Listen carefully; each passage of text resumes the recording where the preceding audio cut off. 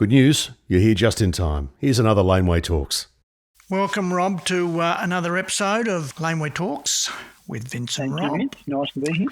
Now, I've got a full schedule for today for us, so Excellent. be prepared. I'll be prepared as I can be. All right, well, let's talk about fusion rock, progressive rock and classic rock. What I want to do today is I wanted to get your opinion on what those categories mean. Let's start with fusion rock, and your time starts now.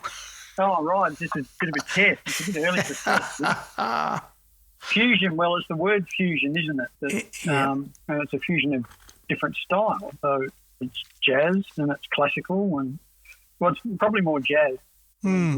Yeah, I'd probably see it that way, yeah. Would say when you look at fusion. Well, tell me, Rob, would you consider Sebastian Hardy fusion rock? I'd have to have a listen. You know, mid-70s, mid-70s. Yeah, I haven't listened to Sebastian Hardy since probably the mid-70s. So. Yeah. Yeah, it is. It's a combination of jazz and blues, isn't it?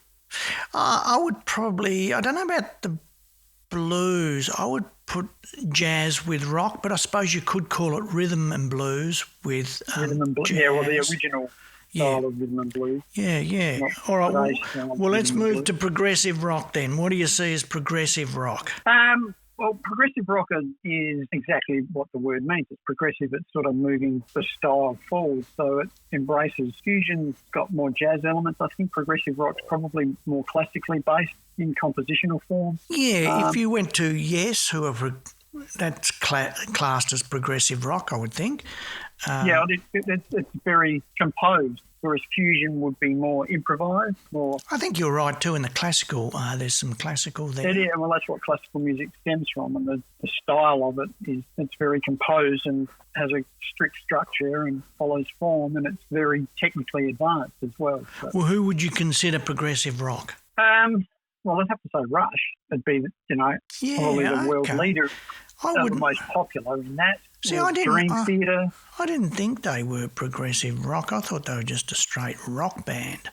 No, Rush is the top of Neil's won the number one progressive rock drummer for, decades, really. Right. So we class Rush as progressive rock. Yeah, absolutely. Yeah. Let's put our minds together and think of another band we consider progressive rock. Well, Dream Theater. Dream Theater. Well, that's going to be late 80s, early 90s? Yes. All right, Dream Theater. Okay.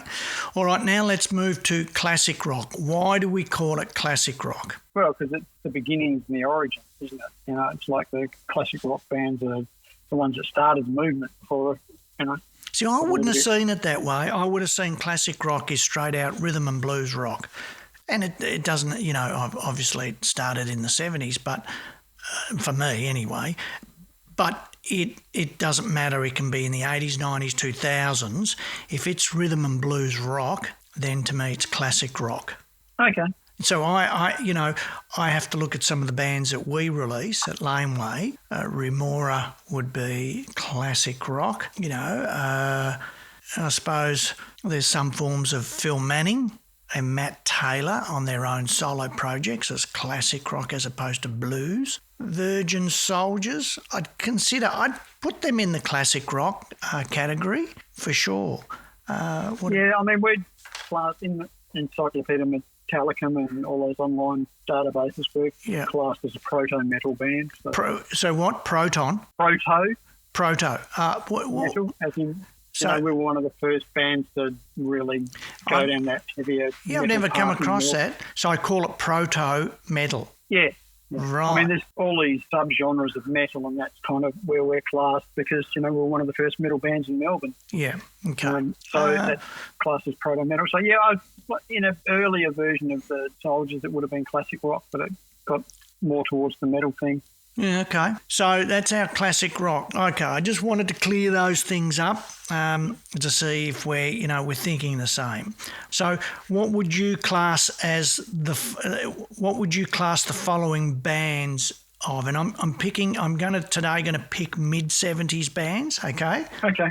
Yep. Humble Pie. Oh, it's classic rock. Yeah, with a harder edge than classic, do you think? I think harder edge. Yeah, Steve Marriott. There's a guy in Melbourne who used to play drums for Steve Marriott and Humble Pie and Packet of Three, and Fallon Williams. I don't know whether you've come across Fallon at all. But, No, what's his name?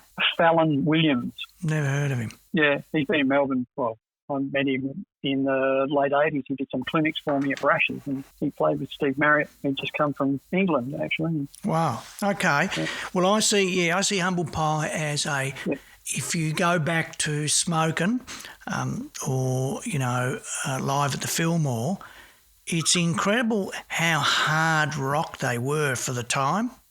Yeah, yeah. And, the Marshalls were really at number 11 with a lot of distortion in them. And I can see why Peter Frampton left. It's because I'm going to move to Peter, only because he was there in Humble Pie. I'm moving to Peter Frampton next because he's mid-70s too. And I can see why he left Humble Pie when I see what he's doing. So what do you consider Peter Frampton? It's not really AOR, but it's kind of leaning towards that because, Frampton still rocks, but Frampton Comes Alive was a classic rock album, I think, of the time. It was number one forever, wasn't it? Well, interesting. I'll tell you a story about Peter Frampton is that I was putting together a Night Moves DVD many, many years ago, and I'd found, because we had all these old tapes of the show, and I'd found a clip of Peter Frampton live, and I hadn't seen it anywhere else. So I wanted to put it on the DVD, and I wrote to Universal, who promptly said no. I'm pretty sure it was Universal who promptly said no. It was all just too hard, I think. They didn't want to go to him or whatever. I thought that was a travesty, so I tracked down Peter Frampton himself and actually got to his manager, who came back and said, Peter said he's never ever seen this clip before. It was Jumping Jack Flash, by the way, the song. Yeah, that's a great version. And he said he has never seen this clip before and he loves it. And we've told Universal to approve it. So we got it. So I went back to Universal and said, Peter Frampton has said it's approved. So can you check with him? Yep. So I would consider him, as you said, AOR, but the initial creation of the term AOR, adult contemporary, because that's where he was. He wasn't a hard rocker, that's for sure. And he, to me, was he wasn't edging towards pop. So he was that soft rock, or what we call soft cock. And I think that's no, you probably can't. But that's what I see him as the beginning and the one that I suppose was able to influence that term. What do you think? He was. I just think of Frank Zappa's parody of him and his album "I'm in You" or "I'm in You" or however you want to. Is that Frank Zappa's album? Is it? No, Frank Zappa has a whole skit that he does with his band around "I'm in You." I remember the Peter Frampton song. Yeah. And it's hilarious. And he kind of, because it got to a point, I think the point that Zappa's making is the way that they sold those artists to young girls, because that was the audience. The audience is still the same. They're probably one of the biggest purchasers or downloader of music these days. Well, it's true, because think about what Peter Frampton used to wear back then. Satin flares and a satin vest. Really. So I think that. I think you're right. All of those bands, I think, had fashion tragedies, I don't think anyone escapes it. Yeah. And, interestingly, that's a bold statement I'll make, is that I considered Steve Marriott just a sensational guitarist. I loved that style. Absolutely. Yeah. I've never considered Peter Frampton a brilliant guitarist. I consider him a lead guitarist. I don't put him in the brilliant lead guitarist. Now, that's a bold statement to make. His lead breaks sound really nice. There's nothing extraordinary about them. They fit the songs perfectly, whereas Steve Marriott's, he's all over the place, and he's just pushing it to the limit.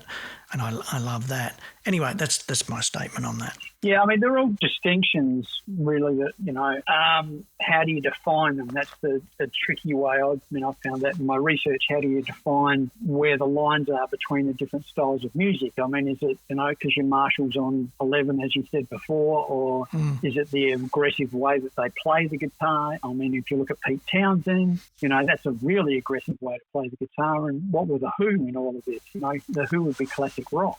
Yeah, absolutely. But with the energy that they had, it's nearly, a punk sort of ethos that those guys started, because they were just maniacs. That's a pretty good way of putting it. I saw Frampton a couple of weeks ago on a thing that just came up on my feed, and it was with a couple of other guitar players. I don't think I can remember who it was, but he was shredding. Was he?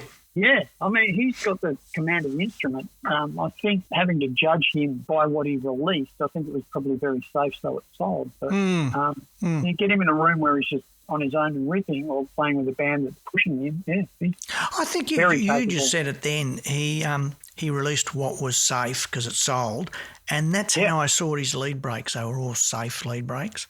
Yeah, they were. Yeah. Now we move to Kiss. And I mean Kiss in Kiss and Hotter Than Hell. And basically getting dressed to kill. Right here, actually. Yeah, mate, a classic, right? So I was born and bred on that first album. So what do you think? What do you class them as back then? Oh, I mean, that's classic rock. It's very riff-based. I mean, that album, Hotter Than Hell, I bought Alive when it came out, because I had no idea of who this band was. I saw it in TC Records, which is my local record store, and the album cover grabbed me. I actually saw. You mean Alive? You mean Alive or the original? Alive, yeah. Alive. And you got the booklet with it, did you? Because I've got the booklet with it. So when it came out originally, you got like a 12-page colour glossy booklet. Unbelievable. No, I mean, I bought it when it came out, and it didn't come with that. But, no, it didn't later. They must have done it for the first 10,000 or something. To it.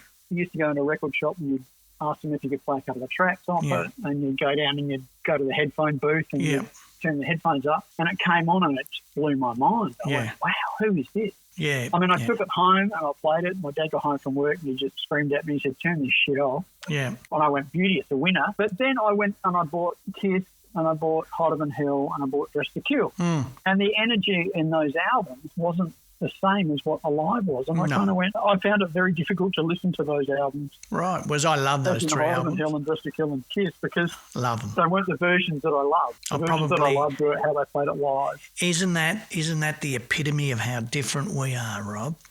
And we have our differences of opinion. And I love those first three albums, and I think the Alive album is the worst live recording I've ever heard. Really? Yeah. Wow, that blows my mind. I never liked the recording. There was way too much audience on there, and I wanted to listen to the band. But remember, we go back to you listen to lyrics, and you can interpret the lyrics, whereas I have no interest in what the lyric is. I'm interested in the music and how the vocal joins with the music. So that doesn't surprise me. But that's Kiss. So, but let's go back to, what are we classing Kiss as? Well, it's classic rock. Classic rock? Classic rock, yeah. On the edge of something else, but classic rock, but on the edge of a little bit more refined, but I don't know why. Yeah, but I mean, it's hard rock. Yeah. That was just normal rock at that stage anyway. Yeah. All right, now we move to Judas Priest. Now, before you say anything, we are limiting this to the first two. You can go to the third album, but only just. But the first two albums, all right? Rock-a-Roller and Sad Wings of Destiny. Okay. All right?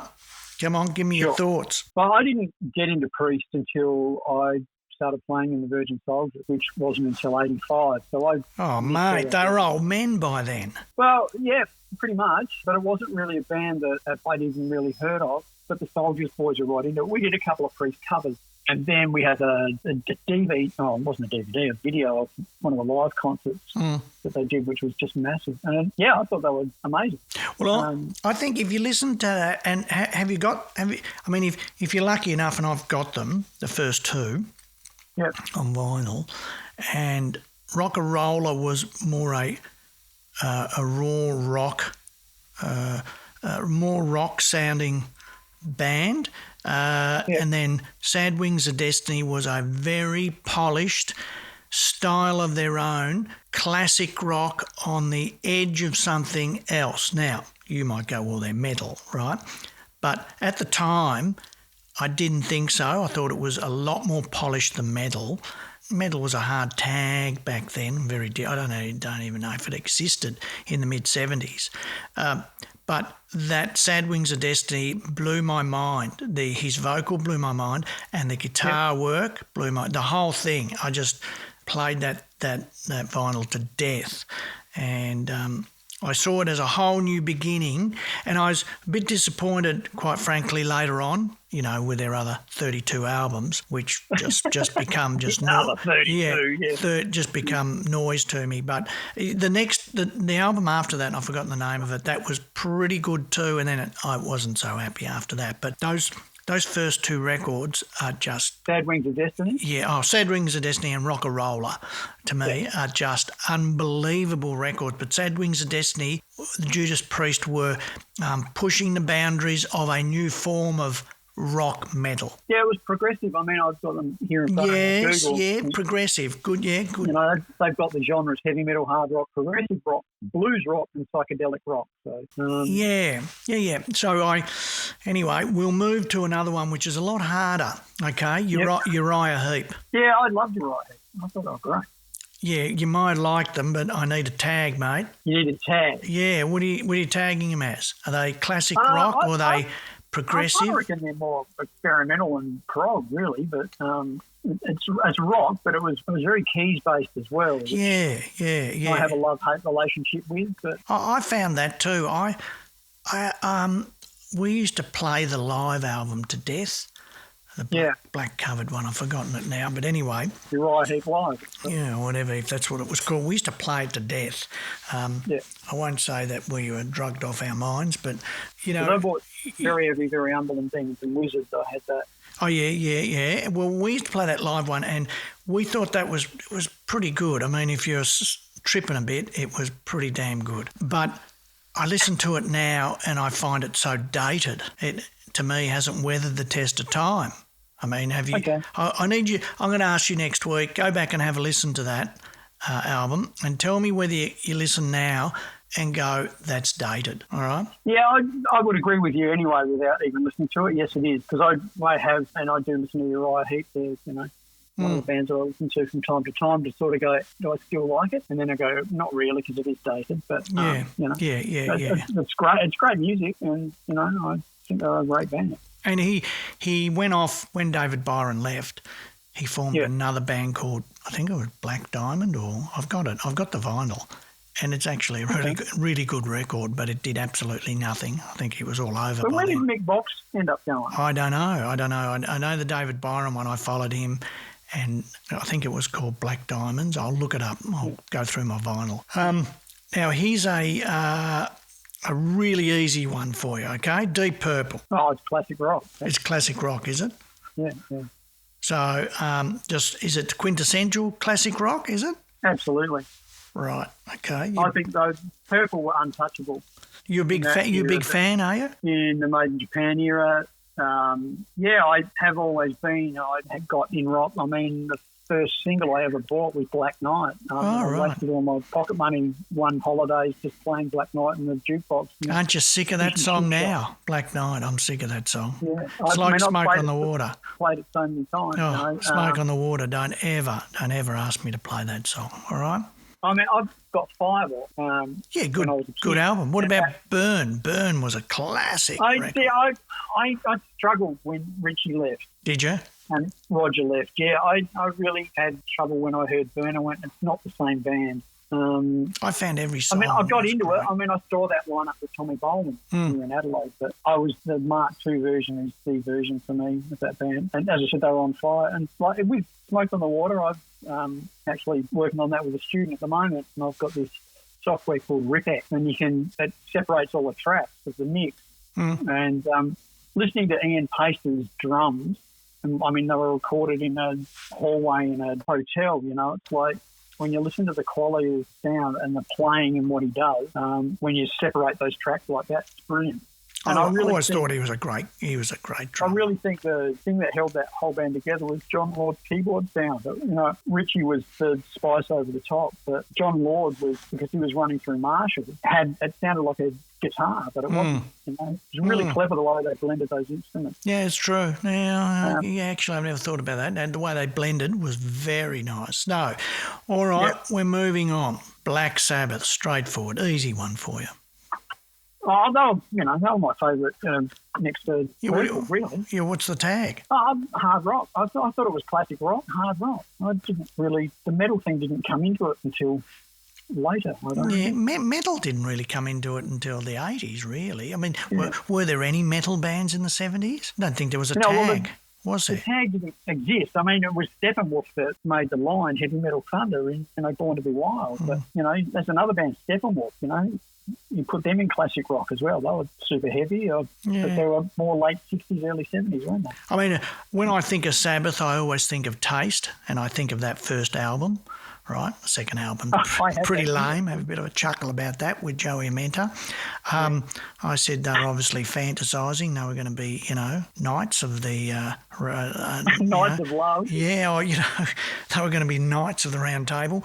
But the first record is, to me, got real semblances of Black Sabbath in it. I mean, it's hard not for any band of a heavier ilk not to have semblance of Sabbath in it, because Naomi's guitar sound was just legendary, and I really think Geezer and Bill Ward, one of my favourite drummers. Bill Ward had a very, very classical approach and compositional approach to playing. He didn't have a straight kick, snare, hi-hat way of approaching it. He was all over the toms, and he was playing the riffs, and they had really interesting arrangements. They were just going for it, which was, when you see the live footage, it was difficult for them, I think, to get that point across. When it doesn't record well, but probably being there, I mean, I was outside of Sabbath in the British Music to the World concert here in Adelaide, which was, 74, 75, with Status Quo. And hearing them live was amazing, because they were just so overpowering.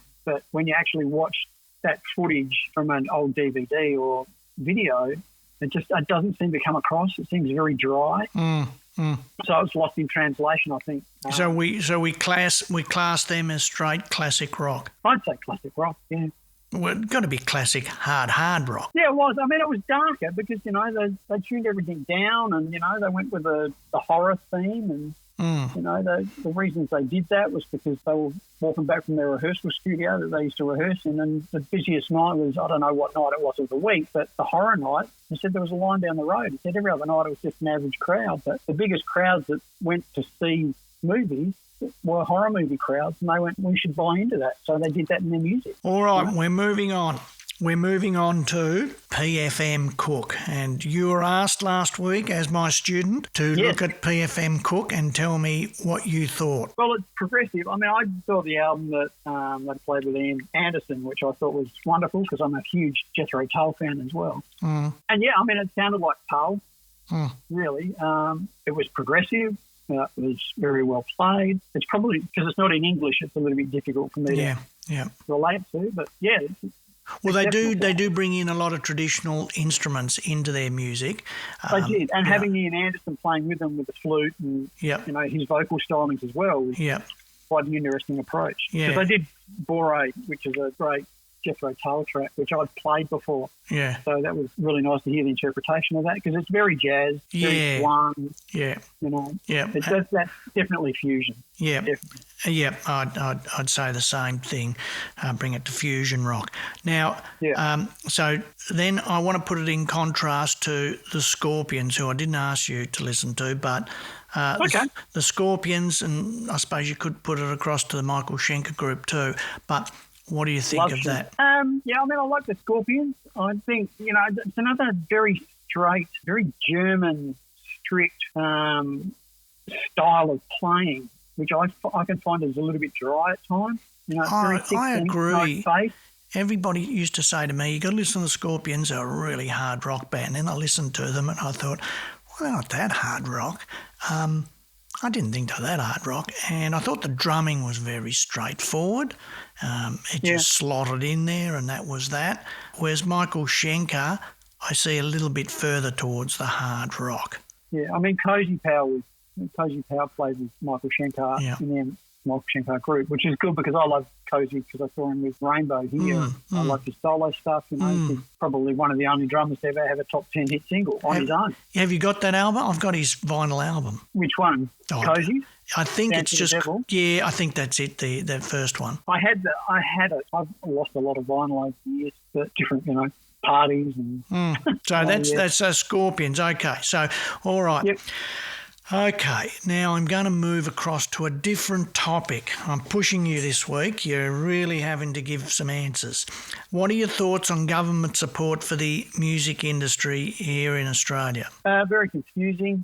It's also very, I don't know, it's a bit cloak and dagger, isn't it? You can't get any truth out of people. Well, if you knew anybody that got some funds, well, mate, you need to let me know because I don't know anybody's got any funds. That's exactly my point. And I think I made this point with you in our first chat that we had on Laneway Talks. It was about the people that have those arts portfolios and where the funding for music goes. It's just I don't understand why they're not artists, why they're not musicians, why they're not in the industry, why they're not some sort of... We don't really have any representation at a higher government level, and that worries me. Look, there is some in the Australia Arts Council and things like that. They put them on the boards, and I do have a chuckle. It's always more... Yeah, but tell me what they do. Well, it's always more a left-wing artist than it is a contemporary artist. I can tell you that. That's for sure. And we used to always refer to all these government bodies, whether it be Music Victoria or Australian Arts Council, as the indie mafia because they were very indie orientated and they awarded funds to a lot of real indie artists. I remember the classic one we all had a chuckle about and belly laugh was that they'd given, I don't know, it was like 20 grand or something to an artist who was he'd applied, he was going to Canada to busk for 12 months to try and build his career. He took a jacket. That's what he was doing. He was busking, and that's why they gave him the money. And we just we couldn't believe it. We never used to encourage any of our artists to apply because we'd say, look, the amount of time that you'll spend applying. I know. And the disappointment, and the disappointment that you'll get, Rob, is a waste of your creative time, talents. You need to actually be creating new music, and that's what will be your future, not those organisations that are there simply as public servants. And I got to say, honestly, I hate them. I just don't like what they do, and it is so clandestine, and you can't get to any of them. I remember a classic many, many, many, many years ago because I'm 62 and multimedia was just starting and we'd started a little company to put together a multimedia CD and that's what they were back then. And I won't even tell you what the topic was. Anyway, I think we'd secured like $20,000, $25,000, which was a lot of money back then to develop it. And the money was given to us to develop it to a stage to on-sell it to a major developer. So we were to get it to the concept stage and then sell it on and then get the money back. And it was a loan from the government, although they'd never ever seen any money back, okay, on multimedia. They'd never seen any money back. And so we ended up building the whole thing. We didn't tell them. We built the whole product. We'd packaged it and we'd sold it and we went in and we said, here's a cheque for $20,000. We've, made the money back and now we're starting to make some money. And, oh, mate, did they haul us over the coals. They virtually were going to take action against us because the contract was to concept stage and to on-sell it to a developer to then develop and yada, yada, yada. What was even funnier, we were then nominated for the top award that year in multimedia and we didn't win it, but we were in the top 5 or whatever that were there, that were nominated. But the whatever it was called, Multimedia Victoria, they were going to take legal action against us. That's the insanity, and we paid them their money back. Do you believe it? Anyway, it's I'm flabbergasted. This is part of what goes on with these government support agencies, and what they see is what's required to pursue the industry or grow the industry.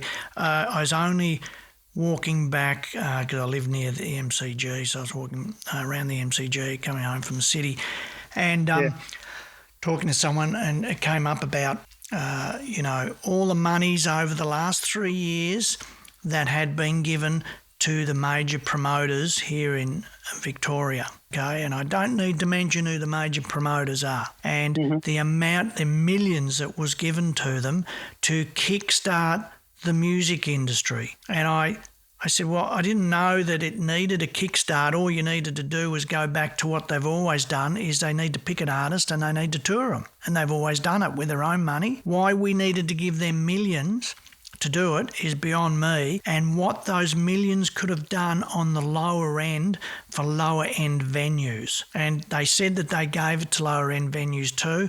Well, I'll be a monkey's uncle. I need to know which ones they were. Half of them, bloody closed. So, that was just another example of government for big business corporations, because that's what those big promoters are. They're corporations. And yes, but they're not very transparent. There's no transparency with any of it. As you said, it's cloak and dagger. So you don't really know what's going on, other than it'd be all shots for the boys. It sounds like. Oh, absolutely. You'd never get to the detail because it'd all be hidden under secrecy acts that it's on a needs-to-know basis. So just classic stuff of where what it brings me back to all the time is just create your music and get out there and do it. I'm off to see some bands tonight, one of our bands called Southbound Snake Charmers. I don't know if you've heard of them, Rob. Okay. And we're doing... I did mention them a couple of shows back, I think, in that I've been mentoring the band, and we're working towards more accessible songs. Their songs are really good, we write, and that's why we brought them on board. But they were wondering why they weren't getting as many streams. And I said, look, I think what you need to do is you need to angle your music a little bit more and make it more accessible. Yeah. And that takes a little bit of work. It might sound easy, but it does take work when you write with a certain style. And we've been working on that. And their last video got 98,000. They were spewing 98,500 streams. Anyway, so, they were trying to push it to that 100,000. They asked us, could we do it? And I said, no. I said, we've supported it. We just got it to that. It's not about hitting the 100. That won't make any difference. What we need is, where's your next song? And let's get that ready, because that's what it's about. But they're doing quite well. Anyway, they're playing tonight. I'm going to see them, and there's where's that playing? At the Last Chance Rock and Roll Bar, which is a great bar here in Melbourne, right? And the venue is so pro live music. And there's a couple of other. They're more blue. These are bluesy, swampy blues type thing, and a couple of other blues bands playing too. So I call it that. It's in my alternative indie rock playlist. Remember, I mentioned that. I think I've called it the Deep South alternative blues playlist. And is that on Spotify? That's on Spotify, yeah. Because I looked for it and I couldn't find it. Well, what you do, because I'll tell you right. I looked under Laneway Music and then play. Yeah, there's the Laneway Music Artist playlist, which is a way to keep up with our new releases, and then there's the Deep South Blues with a twist. And it's not put up by Laneway. It's a different tag I've got. Oh, okay. Right? Yeah, because we feel that if we put Laneway there, as we have with our other playlists, people then see it as we're just promoting ourselves. Whereas I'm trying to promote a different style of music here. Yeah, I've got a couple of my bands in there, but I'm trying to promote a different list, and I don't want it to be associated with Laneway because then people tag it as a certain thing. So Deep South Blues with a twist. I was listening to it yesterday. Blew me away, some of the songs. I love it. I can't wait to add more stuff to it. And it's hard because I've kind of picked them all out now, and there's about 2 hours listening. And, it's easy to get them initially, and then you go, wow, I've got to try and find more stuff like that. That gets harder. But I'm going to find them and keep plugging. So, I'm going to see it live tonight, and, my point with that when I started was that that's what you got to be doing. Get your gigs, and they've got a gig in 2 weeks' time, and they're starting to get more and more gigs. I said, just get the gigs and get out there and play, but don't get the gigs where you don't suit the other bands. You're wasting your time. And this is one of those classic ones where they're all blues and whatever. So the government support thing is, I'd like to talk about it more at another stage when I'll delve into it a bit more. I find that it's clandestine work with government agencies, with other corporations and indie mafia, that the money will never go anywhere else. And as a young person trying to break into industry, you haven't got a hope there. They'll just discount you in 2 seconds. I dislike them for all they represent, in that it's a little group that festers for themselves. Anyway, biggest now. This is the big one now is because we're in 224. The biggest songs of 223. I'm going to blow you away with some of these figures because they're not that good and some are good, right? So the biggest song for 223 is, I should do the old. Do you want a drum roll? There you go. I'll do a bit of Foo Fighters there. Sideways on my practice pad. Ah, yeah. Is Miley Cyrus. Everybody? Of course it is. Miley Cyrus, who, may I say, is looking sensational as she gets older and more mature, yeah. And that was with her songs Flowers, We Can't Stop, Wrecking Ball. Of course, we all know Wrecking Ball. Now, that got there with 198 video and audio streams, 198 million. Say that figure again. 198 million. The amount of money, if she's done a sensible deal with the majors, and she should be on a 50-50 with them because of her, other bands can't do that, but because she already had a name and she's bankable, right? As her manager, you would never do anything under a 50-50 deal with the majors. And I would even say to them, nothing's recoupable either. Anyway, 198 million, that's a lot of money. That's a lot of money. Now, if we said a million is worth about 15,000, right? Okay. So we're going to 100, right? So, go up and up and up. So there's millions there. Then, but this is the downside of all this, which is realistic. Flowers was the most downloaded song in 223, her song, and that had 91,000 downloads. I mean, absolutely no downloads. Now, we get a lot of downloads, I think, because of our age bracket of our artists, so we still get them. I don't know why people download anymore. It's a difficult one. I do think I do know. Some punters do it because I think it's a donation to the artist, as opposed to, because, you download it. It's a little bit difficult to know where you're going to have you downloading it to your phone or your computer and what are you doing and how do you play it. Okay. But 91,000 downloads, that's not a lot, correct? Don't you agree? Yeah, I mean, they're all staggering figures to me, but it's not really something I'd listen to. No, 91,000. We used to sell 500,000 copies of Jimmy Barnes's album. We'd do 500,000 copies.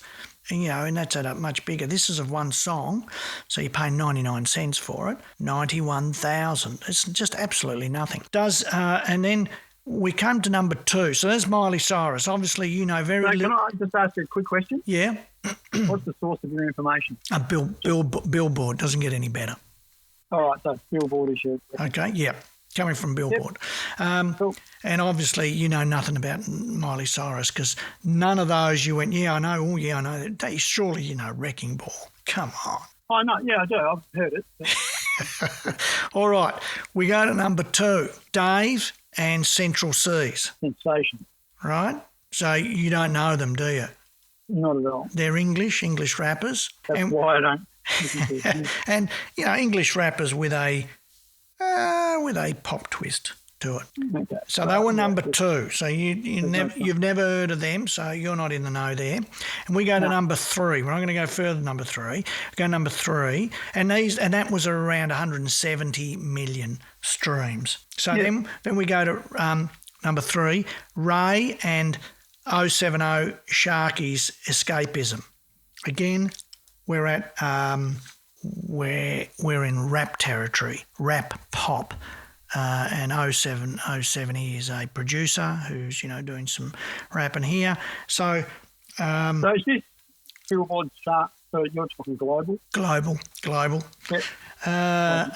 And so they're in at number 3 at about 150 million, if I'm not mistaken. So who was that, the number 3? That was Ray, Raye, and with 070 Sharky's Escapism. Sure.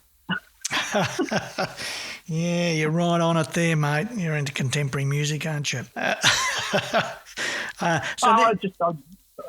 That music does nothing for me, so I choose not to listen to it. And fair enough. I mean, I think there is simple as that. It'll be interesting to see in the next 12 months because there has been this talk about there's a comeback for rock, whether rock has a bit of a comeback, on the scene. So what's your point on all these biggest selling bands from? Well, my point is a bit of information, and I'm pushing it up against to you to see if you've heard of these people and what you think of those figures. And that's the point, is to, I suppose, shake you around a bit and go, mate, this is what's happening now. Don't box yourself into classic rock and go, that's what I know, I love. Well, I don't. And that's all I know, because there is other forms of music. There's a whole other bunch of music out there that I prefer to listen to. And so, I think that's... waste my time listening to music that I don't like listening to. Well, you don't want to use that word, waste your time, because they're musicians like anybody else. Now, you may say they're not because the producer makes the music and not the artist. Some of them, do they actually sit down on a piano or a guitar? No, that's not my argument. My argument goes a lot deeper than that, but, we haven't got time to sort of explore that at the moment. All right. So that's my point with that, is just bringing up some stats and going, this is what's happening out there now, and I think we need to explore everything. Now, I want to bring up a couple of bands that I want you to, well, firstly, see if you know them, and if you don't, to explore them over the week and come back to me and tell me what you think of them. Because I've got my homework. Yeah, I am blown away by these bands. I better look up one. I'll just look up one now and tell you whether... So these are my 2 favourite bands at the moment, is Dirty Honey and Goodbye June. Dirty Honey? Yeah, Dirty Honey. They've got a bit of an AC/DC feel to them. A little bit, their latest album, which just came out, has changed that a little bit. And they came to, they're American, they came to Byron Bay to record. Isn't that funny? I just laugh. They come to Byron Bay to get some vibes, there's still, there's obviously big money involved here. And why would you need to come to Byron Bay to get a vibe to record?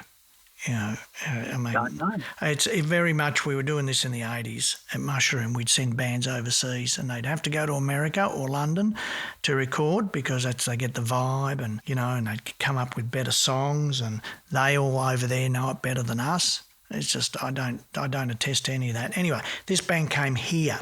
But I'm a real big fan. Their latest album is more polished than their earlier stuff. I like their earlier stuff because it is more AC/DC orientated.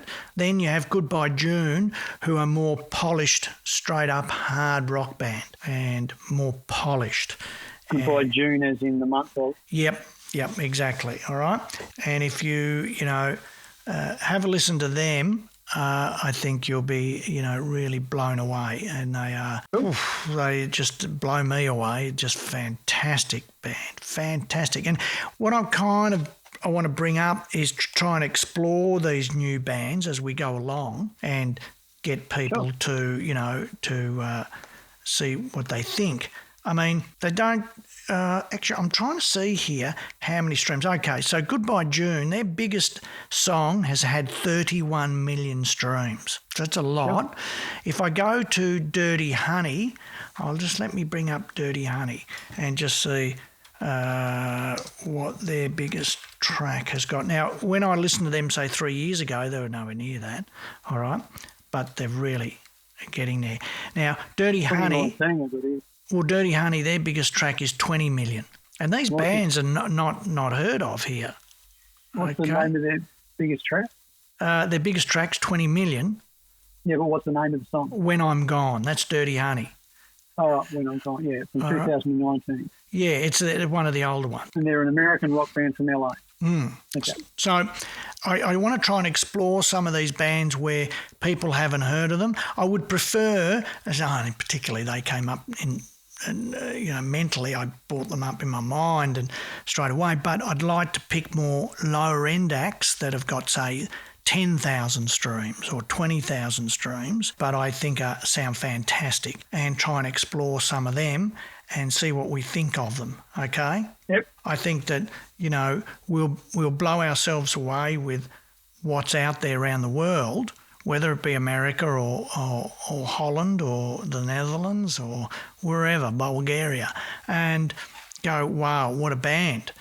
And, and the other thing is, how do you, in this new world, in the old days, I'd just go into a record store when I was a young lad, and you'd flick through the vinyl and that's how you try and pick out. But now it's trying to do it through Spotify, who we all hate, of course. Well, I've got Apple Music in front of me. But... Yeah. We don't particularly like them too much either. So, it's trying to see, well, how do I discover these bands? And YouTube, isn't it? Yeah, it's not as easy as you think. I've found on Spotify, which because I know nothing about Apple Play, do they have playlists on there? Yep. Yeah. So I find the best way on Spotify to find alternative rock bands and whatever, or alternative anything, is to look at alternative playlists and find it that way. When they show you, well, this is what other people who are listening to this are listening to, it never matches that well. It usually just picks out big bands, or it doesn't really give you a good indication. Whereas I find some really good alternative playlists, and then I go through each act in there and I delve into the act too. So I don't listen to that one song. I then go into the artist and try and listen to one or two of the albums, if there is a couple of albums, and then make my mind up then, so that I get a better picture, not one song.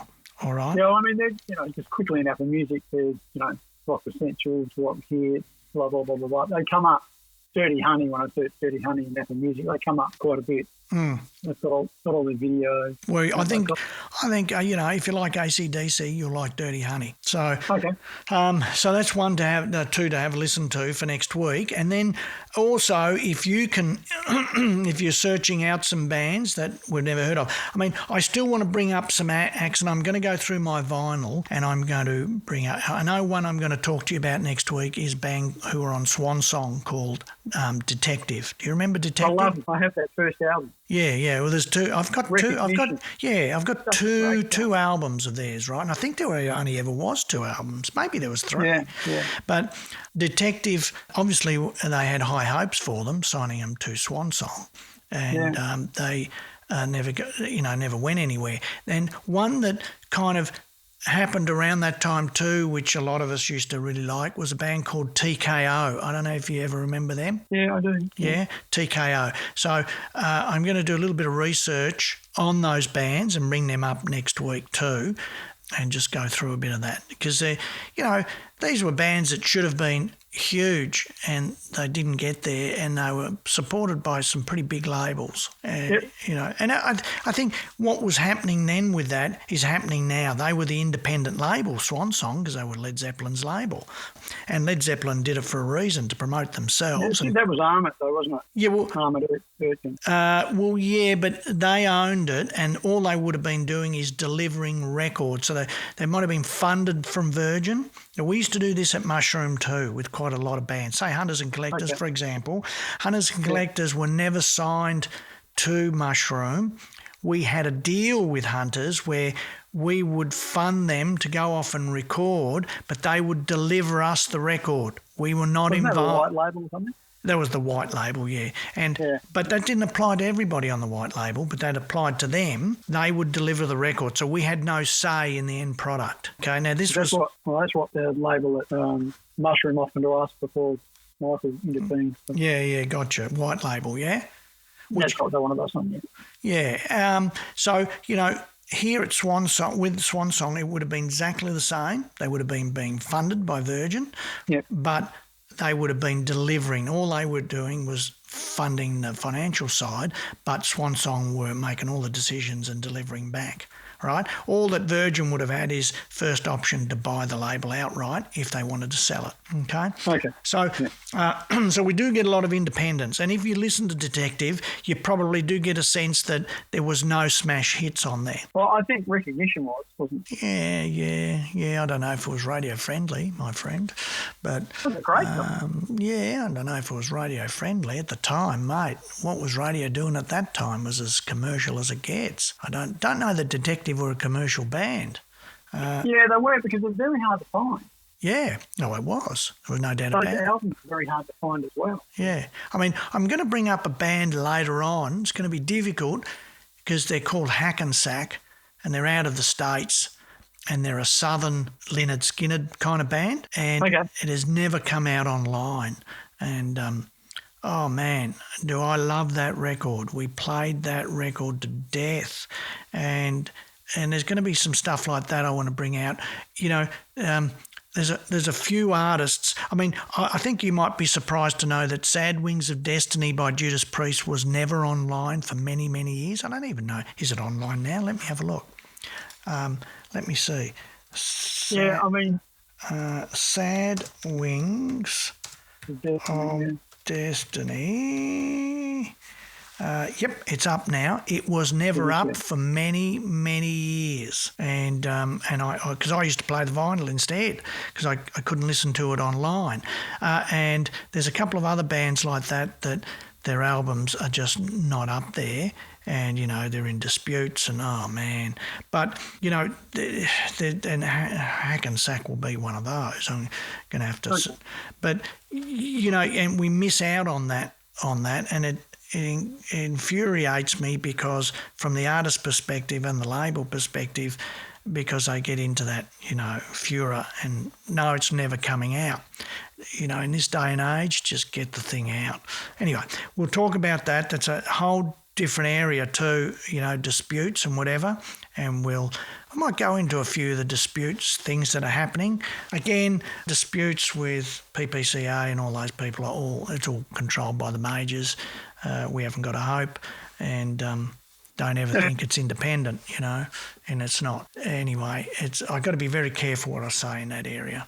So that's about all for today, I think. All right. And I'll send you a bit of a message with those couple of albums to listen to and see Can where... I give you a couple? Yeah, absolutely. I need, you know, I have a yearning, Rob, to discover new music, a yearning. You know, there's got to be stuff I've never heard of. A band called Gone to Earth. Who? Gone to Earth. Well, hold on. Everybody can hear my paper rattling around there. So it's called Gone to Earth. All right. Where are they from? Adelaide. Oh, well, is it actually online? Yes, it is. Yeah. I'm looking at it now. Okay, all right. So I'm going to have a listen to them, yeah? And King of the North was the other one. Well, King of the North we all know of. King of the, you know. Gone to Earth is I'm a big fan of King of the North. I mean, they're the two-piece band, correct? Yeah. Yeah. Danny Leo. Yeah, they do great stuff. But he was in the shop last week and he's released a whole bunch of solo stuff as well. So in King of the North, you can find the link to Danny Leo's. You know, there's these local bands like, you know, Kingswood, who you would know of. I think Kingswood are great. You know, yeah, and, you know, King Gizzard and the Lizard Wizard, just fantastic. A lot of these bands who are completely independent and doing it themselves and who have done so well. And I hand it to them. These are smart lads that don't need a major label. And, you know, whether they go far enough to cement their long-term career, that's probably one criticism I give them, is that don't think of the just now, think about in 20 years' time. Will you make enough money to live? And that's where you need to push the boundaries now to make sure that you either are there in 20 years' time or you've made enough money to retire on, because, you know, the music business is just brutal after people don't want to listen to you anymore, or you've lost your creative talents in that you've burnt yourself out and therefore you can't deliver any really new, inspiring music because you burnt yourself out. So, more topics to talk about with artists that have burnt themselves out, Rob. And Adelaide has a rich playground of artists from the 70s and 80s who we could look at who nobody's heard of anymore. And it has a rich playground. It's got to be...